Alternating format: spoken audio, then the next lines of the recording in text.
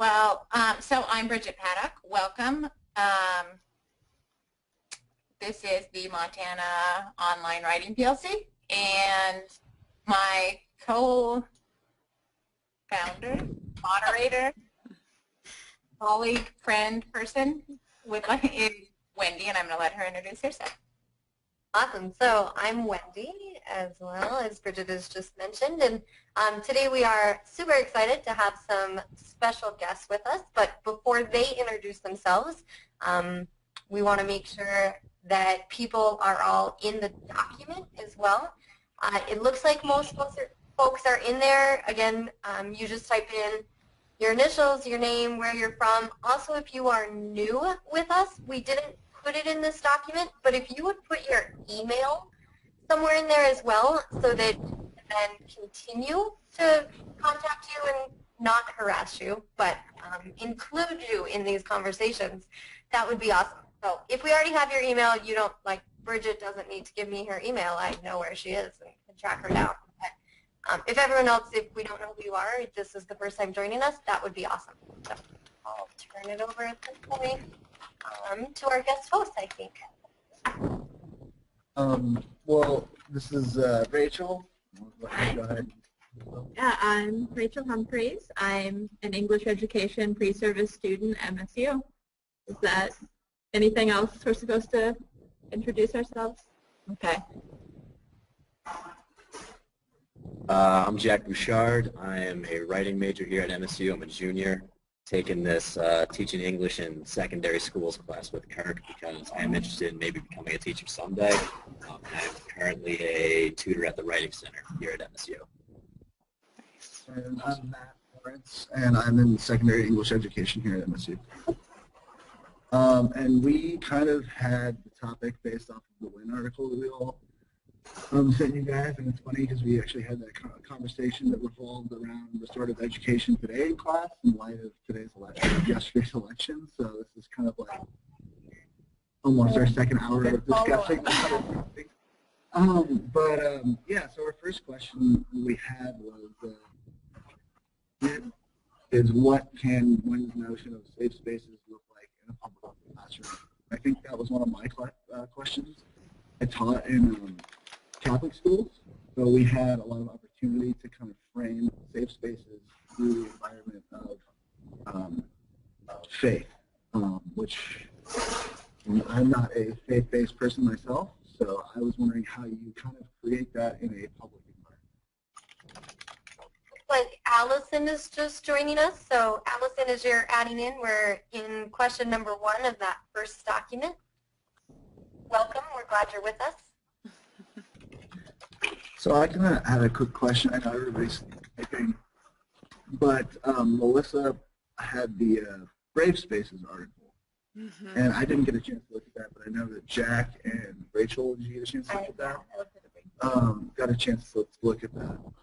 And just the first thing that kind of pops into my mind, especially the last part that you had to not talking about these issues that makes the classroom safe, talking about them that does. What is the risk that you run in creating this conversation and then having everybody not feel safe? And how do you combat that? Because kids are going to have opinions that are based off of their parents a lot of times, or their grandparents, that might not be school safe. And how do we make those kids' opinions not devalued, but maybe point out that they're not necessarily logical? If that makes any sense. Yeah, this is my life, like right now, and since I started teaching, for me it's all about really deconstructing what these safe spaces are, because what they've historically been known as and traditionally been known as is something completely different than what I try to cultivate in my classroom, or what these brave spaces look like in these in this article that I just read. So it's about normalizing this kind of topic in the classroom. It's about no longer considering these topics unsafe, regardless of your opinion or background or upbringing, but it's about creating a space where it's okay to share, and it's okay to get upset, and it's okay to feel uncomfortable. That's what makes it safe, not necessarily the content. It's more or less the emotionality and response and the space that we hold for those responses in the classroom that makes it safe rather than unsafe. If that makes sense. So it's more at the outset of the semester or the year where you build in the way that you talk about these subjects into your classroom management plan, and instead of dropping the topic on somebody to begin with and just say go. Okay. Yes. So do you have like small assignments that you give people to start to think about these things and then gradually build into something that's kind of more in-depth? Yeah, oftentimes, I mean, we start with, I mean, everything, whether we're teaching it explicitly or not. I mean, in our hidden curriculum is, I mean, issues of like trust all the time, right? From day one, we're getting our students to trust us and trust one another. So that's always there. But in terms of explicitly like concrete lessons, I often start with issues of class or issues that aren't quite so connected to identity, like race or gender or things like that. So I start with these like safer topics oftentimes where students can practice talking about these things before like any serious buttons get pushed. I know I'm being kind of vague, but a lot of it's for time purposes, but that's kind of, I guess, a broad stroke of what I do at the beginning of these kinds of things in my classroom year. And I think, like, along with what Melissa said, and several people wrote this in their responses, that you start with modeling. So you work as a teacher to show respect for everybody's opinions. Specifically today, I had multiple classes discussing the election, and we talked about respecting regardless of what someone's opinion is, responding with respect, responding with kindness. We're not attacking people, we're discussing opinions, and you still have to, regardless of what their opinions are, and I think those discussions are important to him. I think modeling. One of the things to, go ahead. Okay, sorry, Melissa. I was just going to say modeling disagreement is really kind of key. That's just a way that we as teachers model how we disagree in that respectful manner. We respond respectfully, but we also talk about how, and we model how we might do that in an example. And I think that really goes a long way to guiding a structure for the classroom for that conversation to happen as well. I was actually just talking with a teacher at the high school, one of the high schools in town yesterday, and she was expressing a concern that our students don't have enough of that modeling from their teachers. She didn't want to just model it with the students. She wanted them to see what it looked like between teachers as peers. And so she was toying with the idea of grabbing the 3 sections of 9th grade English that were happening at the same time and getting them all in the auditorium and having the teachers have a discussion on a hard topic, on a topic that they truly didn't want to talk about with an audience, but that was exactly why they needed to, and asking those 9th graders to observe, and their tasks would be to write down what they noticed about how these teachers talk to each other. So that was something, I hope she goes through with it, but I thought that might be a fitting way for us to think about this as well, is how can we provide some of these models still within our school system, but outside of our classrooms a little bit. That sounds awesome. I would have loved to see my teachers do that. Me too. I agree. Yeah. I don't think they would have passed to be honest. But do you guys have anything that you wanted to comment on that? Sorry, I'll back away so that Jack can get another picture here. Sure. You can even move on to the next one if you'd like. Okay. Yeah. All right. So we scroll all the way down here. Oh, thank you. So I don't know if I'm in the screen or not. Oh wait, there I am. I'm not. Now I am. Cool. Yeah. So question 3, which Wynn's article was, I don't know if this one's mine, but it's related to one that I asked a lot.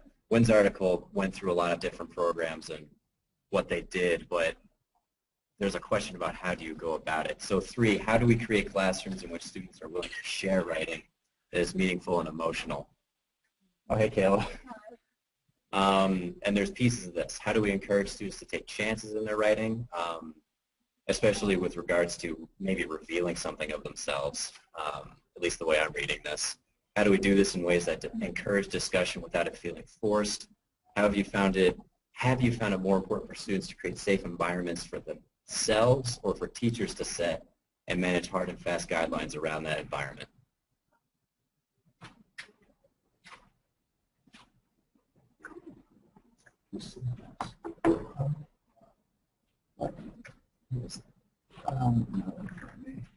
Okay, that's Christy.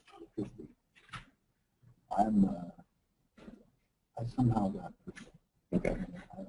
I know that. Okay. Christy, is that you that's CMS? Yes, that's me. Okay, cool. I was noticing in yours that you have this idea of buy-in. Could you maybe go into some depth about what that means to you or how that works? Well, okay, I'm unmuted. Yes, okay. I feel like students need to identify and they need to verbalize what safe interaction looks like for them. And that does a couple of things sort of in the beginning of the year. It will give you as the teacher an idea on what they think safe environment or safe learning is. And that can help the teacher then sort of helps them to craft the boundaries or the agreements that they will have in the class for how discussions and, you know, commenting on people's writing, on each other's writing, how that can go forward. So it gives the teacher sort of that idea on where the students are in their understanding of that. And it also gives the students that idea that they're helping to create those expectations. And that kind of holds them sort of accountable to one another then. If they all contribute their voice, then they hold each other accountable. And as Colette, you know, talked about, though, with students that you're working with that may have come from, you know, a difficult background and they're learning the trust, that relationship building will take longer. And so then you need to know your students and know what sort of trauma they may be bringing to that relationship in the classroom. But these discussions and having them, I think, will help you understand your students, where they are, and where to move forward with creating those boundaries and those expectations of discussions and sharing writing and comments back and forth on writing. So buy-in is just kind of coming from the idea that this is a co-created environment rather than a more dictated one. Exactly. The teacher is always sort of the one in charge and needs to be mindful of where discussions and comments are going. And so the teacher is, you know, sort of has that overarching umbrella. But I think that the students really have to be participants, and part of that participation is them helping to identify what's acceptable, what's not.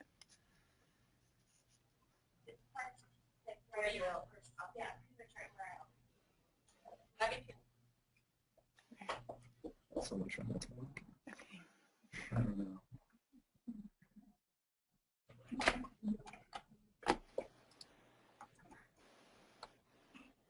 I think this kind of goes along with buy-in, but I had a question for about sharing your writing with students. And what do you do when you share your writing with students and the model, you're trying to model for your students how to build a community of trust, and nobody has anything to, like, it falls flat. You know, like, you try to show how you express emotion through writing, and everybody just kind of sits there and they're like, yeah, that meant nothing to me, you know. How do you deal with that situation? Because that's like an emotional response for the teacher, as well as, you know, you're trying to get a lesson out of it as well. So I've been in that situation where I had no idea what to do. You know, sharing my personal story, and then having it just mean nothing to anybody.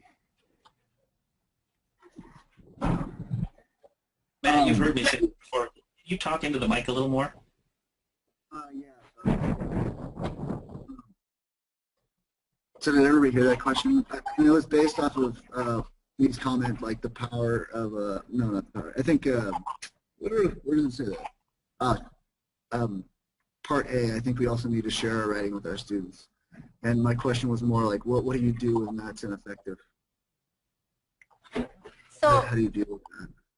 Yeah, I would talk a little bit. I almost think it's stronger when it's ineffective, because I think showing students that, and I guess I say I think it's stronger when it's ineffective because I think students need to see me up there also showing them like, wow, I just took a really big risk.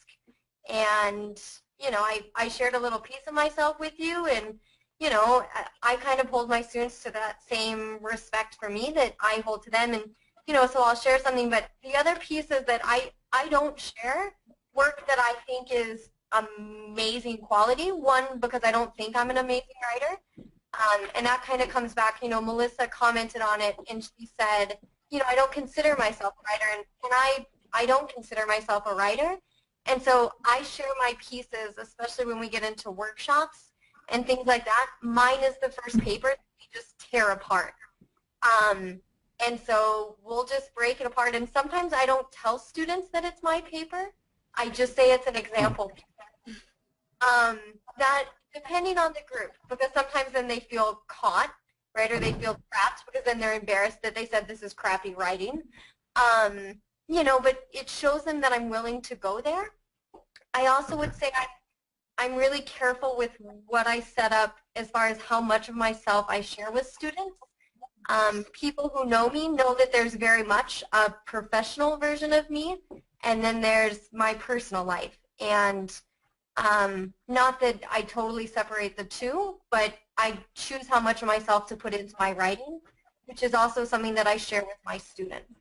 And so as far as your example about if it's a really emotional piece, I would talk to students about, you know, that's an important piece to write, but this might not be the audience for that piece. So I might have that piece that I needed to write, but that emotion might not be the one that I'm going to read to this audience of high school students. Okay, that makes sense.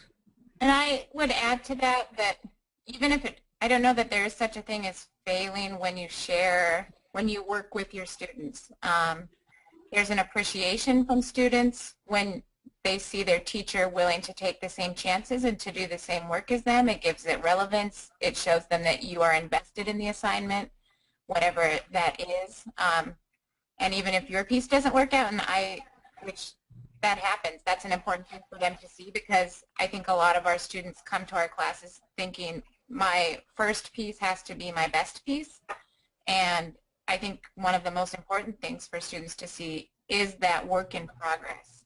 That like I might start out in my poem, my story, my essay is utter crap, but then we kind of can see the revision process and they can see me going through that with them.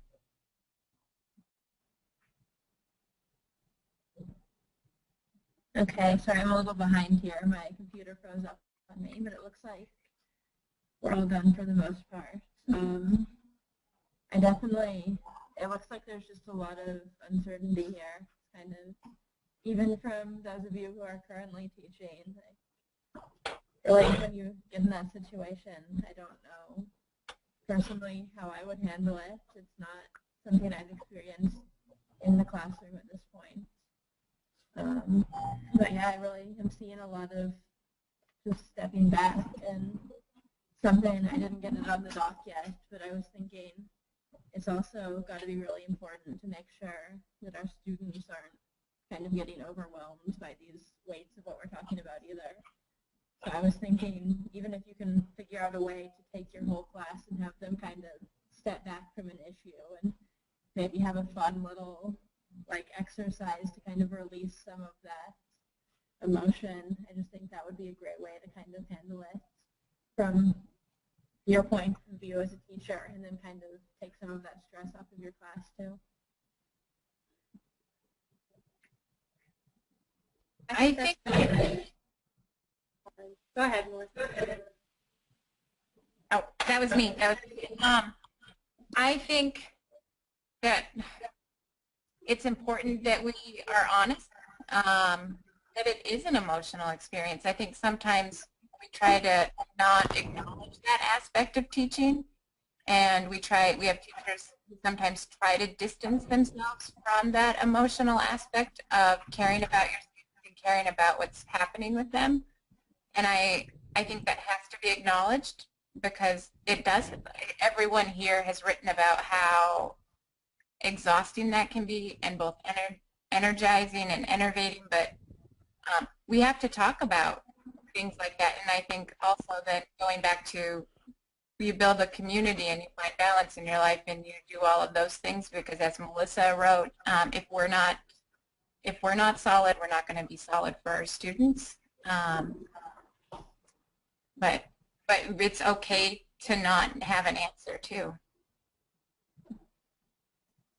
I think too, just to build off of what both of you are sharing right now, at the end of last week, I found myself coming off of 4 days of talking about tribal sovereignty and historic indigenous people oppression, and it was intense for 4 days. We had discussions, and there were people that were angry, and there were people that were getting it, and by Thursday night, I was exhausted. I was like, I can't possibly teach anything else tomorrow. This is going to be an impossibility. So I got online and I compiled an entire list of activities that promote laughing. So when I came in on Friday morning, I told my students, I thanked them for all of the hard work and critical thinking they had done all week.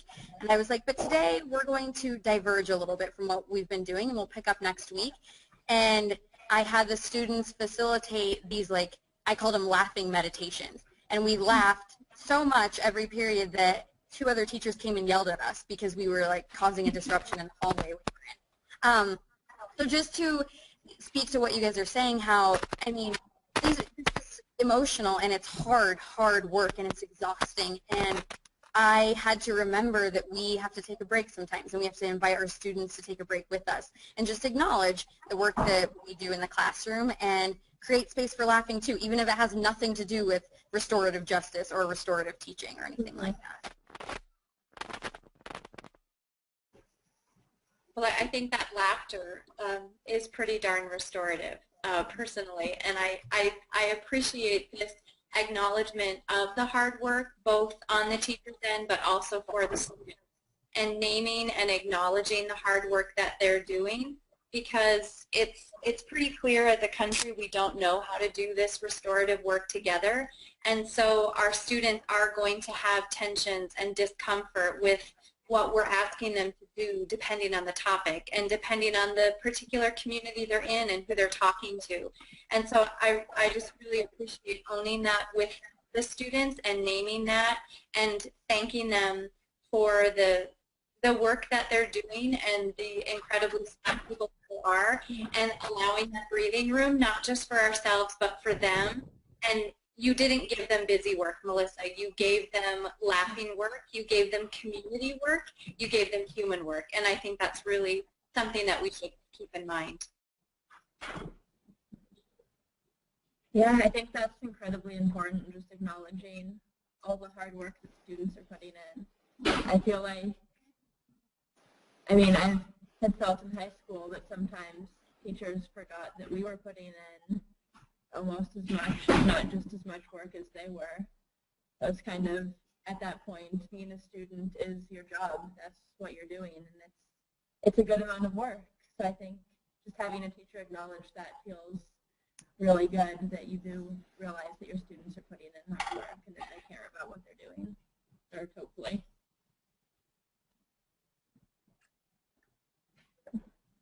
I agree with all of you. We are not going to get to the last question on there because we're running out of time, and it's 4:28. So, anybody else have any last comments? I just want to say it was awesome, and I am so thankful for you guys sharing the questions. And I was just very impressed with the questions that you asked and the material that you presented to us, and knowing the people who are in this group. I mean, it's open to everyone to join, and so please know you don't have to be a guest host to join us.